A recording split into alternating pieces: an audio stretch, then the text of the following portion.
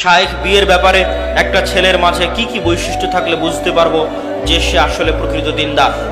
শুধু ছেলে নয়, ছেলে মেয়ে উভয়ের ক্ষেত্রে আপনাদেরকে একটা নাসিহা করে যাই যে আপনারা যদি মনে করেন দিনদার মেয়ে পাত্রী হিসেবে নিবেন, আপনারা যদি মনে করেন দিনদার ছেলে পাত্র হিসেবে নেবেন, তাহলে আপনাদের জন্য নাসিহা হচ্ছে মাদ্রাসার ছাত্রী হিসেবে, বোরখা হিসেবে, পর্দা হিসেবে কখনোই দিনদার বাছাই করবেন না। আবারও বলি, মেয়েদের দিনদারিতা দেখার জন্য কখনই মাদ্রাসার ছাত্র, কোরআনের হাফেজ, দাওরা পাশ এবং পর্দা দেখবেন না। কি দেখবেন? মেয়েদের দিনদারিতা দেখার জন্য মেয়ের মাকে দেখবেন, মেয়ের খালাকে দেখবেন, মেয়ের ফুফুকে দেখবেন।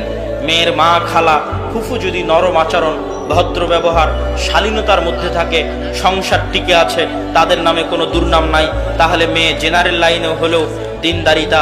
আর যদি মেয়ের মা, খালা, ফুফু তাদের মধ্যে অশালীন আচরণ লক্ষ্য